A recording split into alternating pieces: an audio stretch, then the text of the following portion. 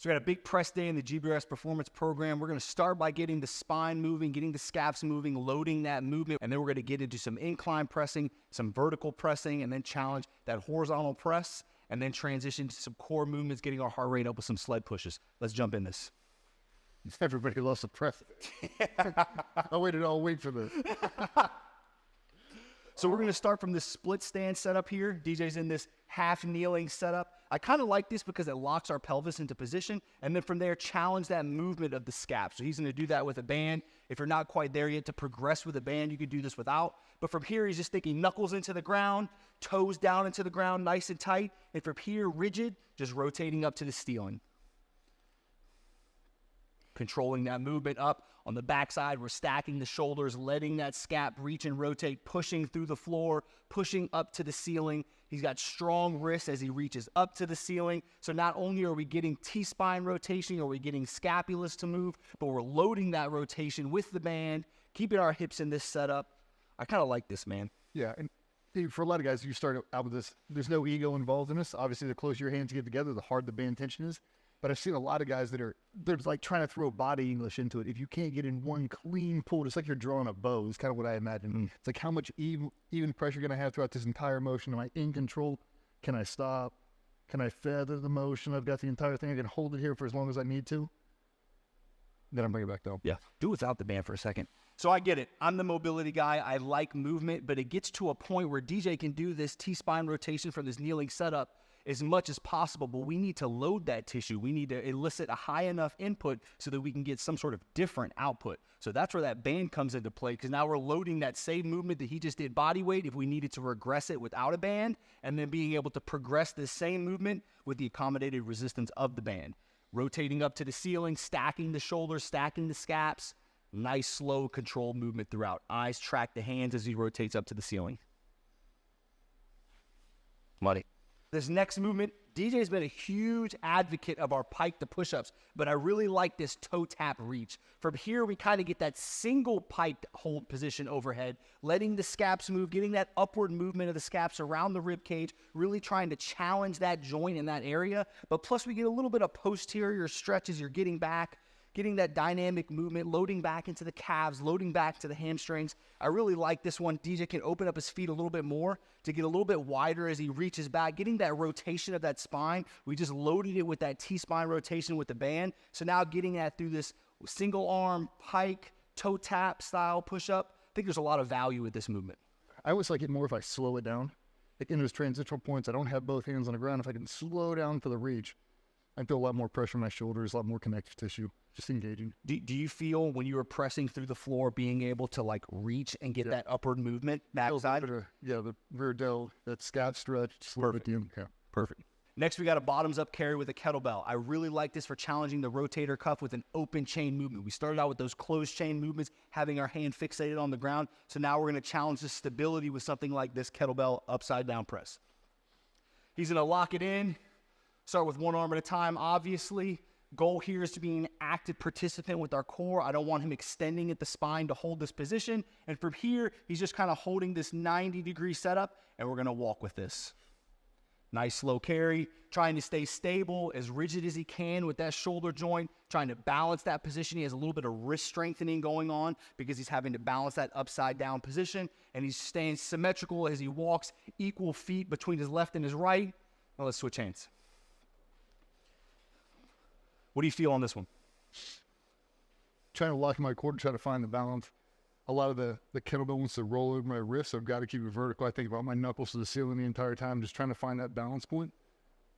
If I cheat it too much and I throw my shoulder out the side, I can feel it starting to get away. You know, a lot of like rotator cuff pressure. I'm trying to find that equidistant where I can keep it in balance. I'm still strong throughout. Cool.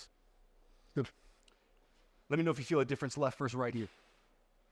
We're looking at him trying to stay symmetrical or square to the ground with his shoulders. He's not balancing as he steps with his left foot versus right foot. And he's just trying to stay as balanced as possible, as symmetrical as possible. And he's just smooth across the floor, really challenging that rotator cuff. With every step he takes, he's having to balance that impulse and be able to absorb that force. Notice any difference between left versus right? I'm more connected on my right, but I feel more guarded on it. I feel strong with my left, but not as in control. Is it like almost subconscious, like you're over driving with one side because you're more hyper aware? I am. Like, I feel like my left side is stronger, but I'm not as aware with it. At the hyper mobility and the wrist, like all connective tissue, I'm like, I'm doing it, but it's like trying to throw left hand. I can do it, but it doesn't feel natural. Yeah. I'm just trying to find the stability. Interesting. So next we got an incline dumbbell chest press. We just came out of a big horizontal bench pressing, a block of our training. DJ actually put up 407. It was a big day for us. So now we're just trying to take our foot off the gas with that horizontal pressing so much, get a little bit more of a stability factor with putting more emphasis on the dumbbells. I really like the incline chest press for dumbbells. I think it really allows us to focus on our pecs, really try to challenge that from a strength standpoint, and obviously get some hypertrophy as well, because who doesn't want a big chest? Everyone needs a big chest. Everyone needs a big chest. Like, for nothing else, I tell the guys, like, bench press isn't the easiest to translate into functionality, but I'll tell you what, for young men especially, it builds so much confidence in them. Presence. It just does. Like, when a dude walks in, you bench 315, everybody in the room knows it. Like, well, he can't just wake up and do that. It's like for guys struggling to try to find confidence, gym's the easiest way to do it, man. Absolutely. I remember the very first time you unrack 135. You remember when you unracked 225 and you're like, holy shit, I did it. Yeah. 315, it's the same thing. It's like a milestone in a young dude's life, gym related. You got to do it. I can't remember what strength coach I heard a long time ago, but they said when you do it 10 times, you own it. Ooh. And I was like, man, that's a cool way of looking at that. When you do it 10 times, that's mine. I own that. And then you can never take that away from me. Like you did 407 a couple weeks ago. Like whether you do it again or not, you did it. God, you can do a set of 10? You don't own it yet. It's just leased. You're renting that thing. No, least. 315 we got. When we were talking, I mean, we don't even need to cut this fuck. We're just swinging this thing. But DJ mentioned one time starting the dumbbell as far close to the knee as possible to give you more leverage to mount that thing up. And I think that's a secret that most people don't talk about. Yeah, dude. Like, I mean, huffing out 100 dumbbells is not an easy thing to do when you're first learning, but I used to drop them all the way high up on my hip flexor, like right to here. And the only way to get them back is essentially do a curl, or you fall in this weird-ass compromising position, and then you don't want to let it go. So if you don't get it, now you're trying to gently set this thing on the ground, and it puts your pec in the worst position ever. Yep. So for me, my cheat code is just above my kneecap. I get them right there, and you'll see me, like, I'll kind of bounce them in a position. When I throw them, I'll throw them one at a time as I go back. I'll basically drop them in the position I need to. Good? On you.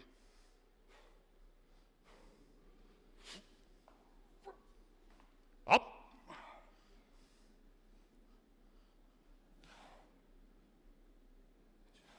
Spread, squeeze, stretch, squeeze, squeeze. Don't just think up and down on these reps. We're thinking squeeze. Let's get 3 more. Squeeze. Good change of direction. Last one. Smooth change of direction up. Squeeze. Money. All right, we got a landmine kneeling press. I think this is a great addition to some of that movements we did earlier with the pike push-up, reaching back to our toe, getting that movement of the scapula. Now I really like this for loading that tissue a little bit more, adding some weight from this kneeling setup here, making it more of a vertical press. I love this movement. Just from a mobility aspect, getting the scap to move around the rib cage. Settle up. Kneeling. Yep. Big thing here with this setup is DJ's making sure he has his pelvis underneath him, almost that posterior pelvic tilt, squeezing this right glute. That's where he's getting that force from, driving the right glute, driving up overhead. He's bringing his bicep towards his ear. He's not bringing his ear towards his bicep, trying to stay as symmetrical as possible, bringing that arm up and around, letting that scap move around the rib cage, controlling that downward movement as we load back down.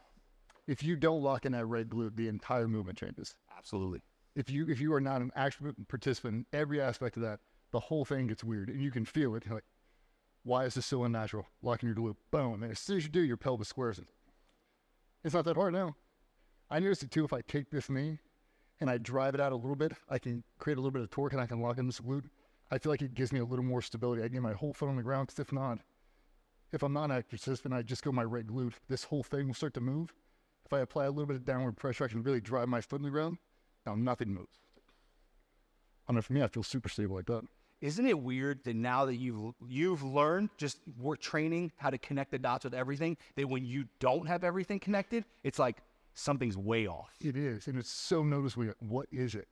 I'm like, what would Vernon say to me right now? whole foot on the ground.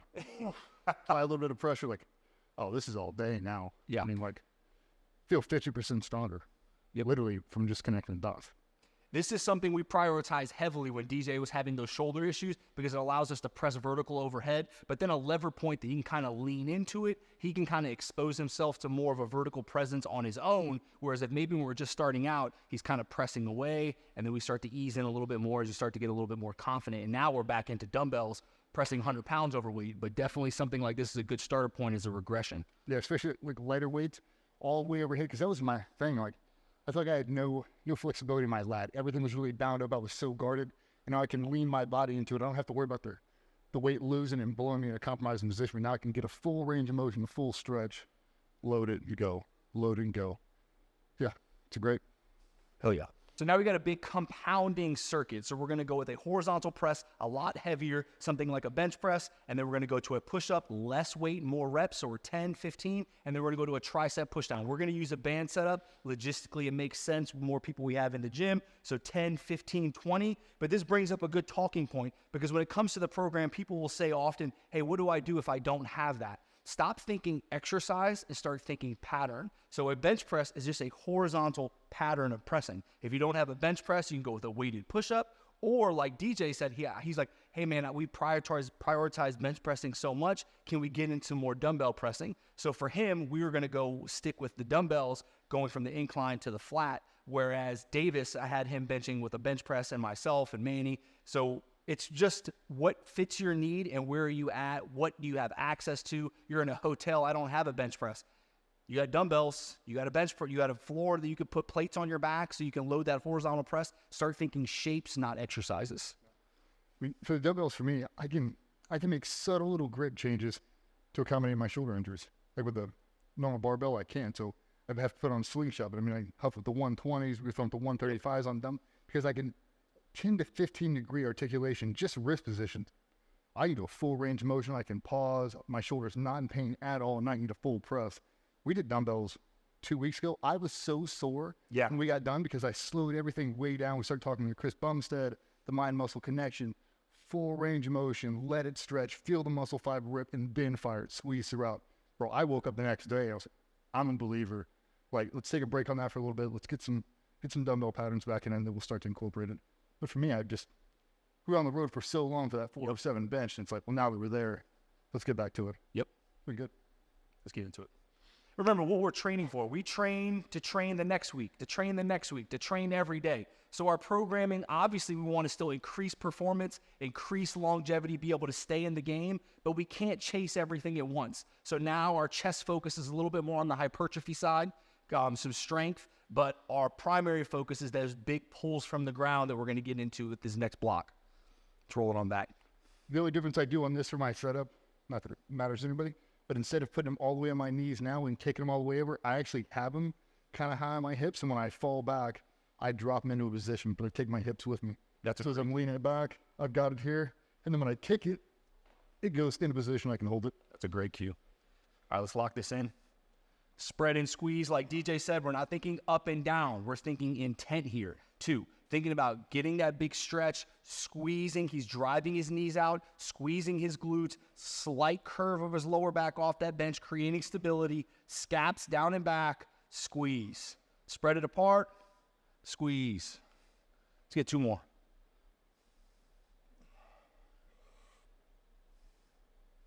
Money. From there, we're going to go immediately into the other horizontal pattern, which we're going to do for a push-up. So we got 10 reps there. Now we're going to go down into 15 push-ups. If you're having wrist issues, this is an opportunity that you could probably put your hands up on some plates, maybe put it around a dumbbell on the ground so you're not getting so much wrist movement. But DJ's locked in. We've been working on his wrist mobility. Abs tight, good extension of the toes, head's in a straight line. We're in this neutral position, and he's just thinking same concept, up and down, but he's getting the squeeze, the stretch. We're not just thinking about pounding reps out. You're not in boot camp. We're thinking good stretch, good squeeze, good stretch, good squeeze. Yeah, you notice the difference, man. Like, I can crank out a set of 80 push-ups pretty easy without much effort. If I do 20 full contraction, I'm smoked. Yeah, totally different. Yeah, the intent's everything. And then immediately go into 20 of our banded press downs. So we're kind of short on our rest period with this compounding set, really trying to induce some fatigue. We had our bigger movements that were a little bit more complex, that we had more rest, but now we're going to kind of roll right into these. He's thinking about keeping his elbows back by his side, finishing his knuckles down by his side, finishing that whole range of motion.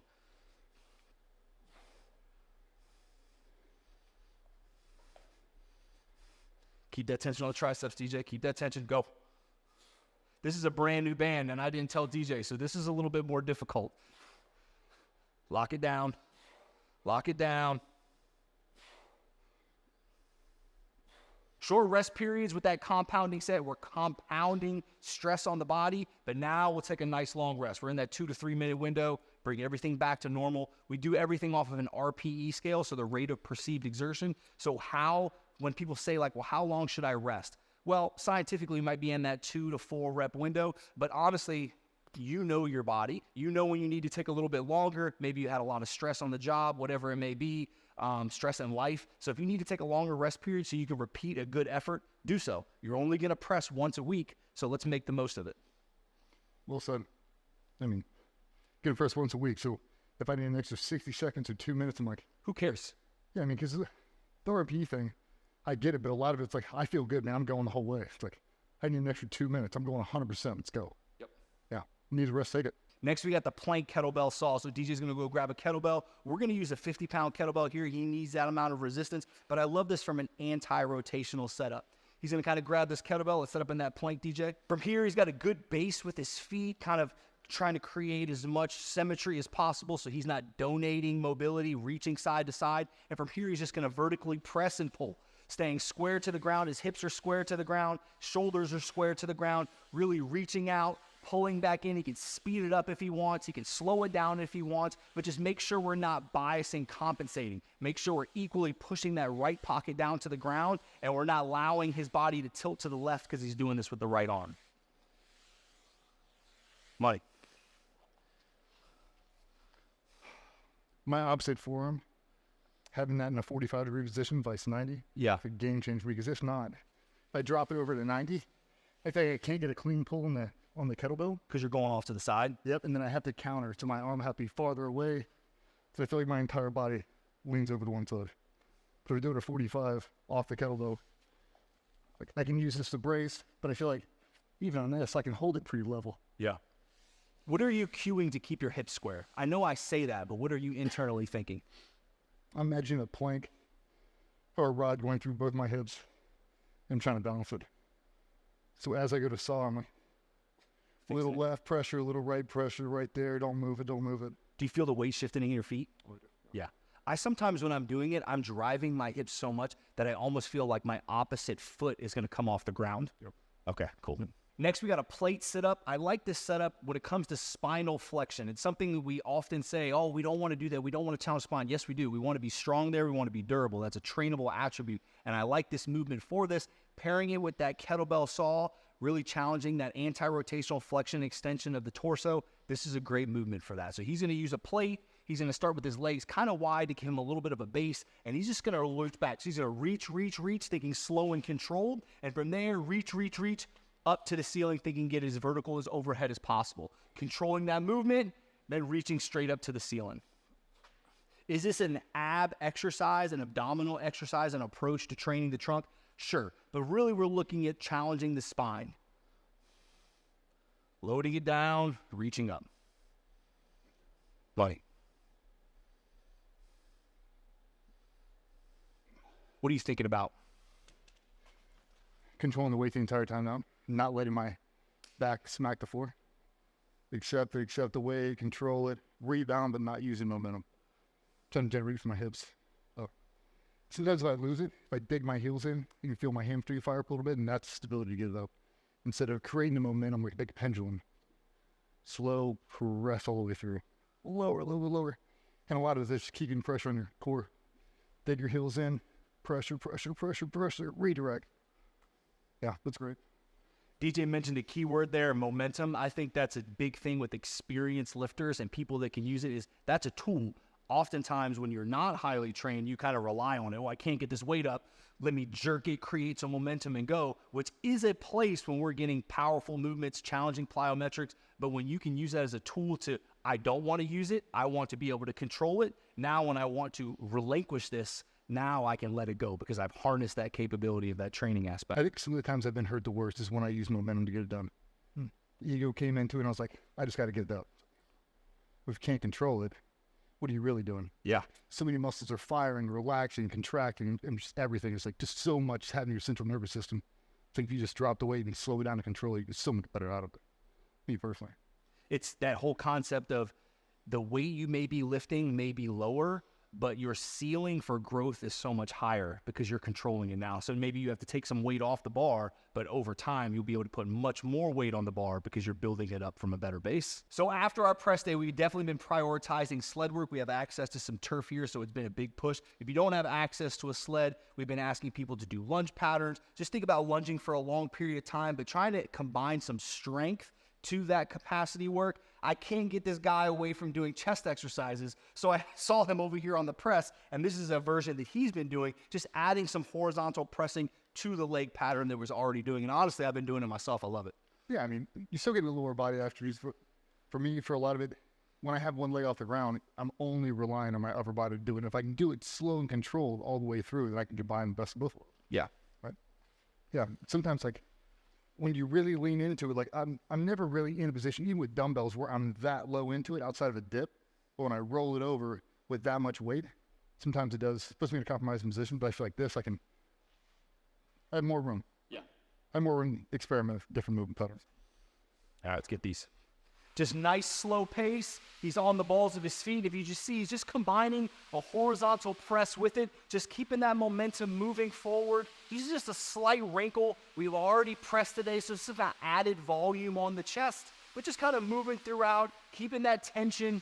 So that's a full push day on the GBRS Performance Program. Hope you guys enjoyed that. Make sure to check out the sets, the reps, experiment on your own. If you're looking for more, definitely check out the program. There's a free 7-day trial that you get to get just that free access to it, see if you like it, maybe even learn something. Maybe you don't continue with it, but if you learn something, that's good for us. Honestly, tomorrow we got core rotation, probably one of my favorite days. So we'll see you guys on that. See you tomorrow.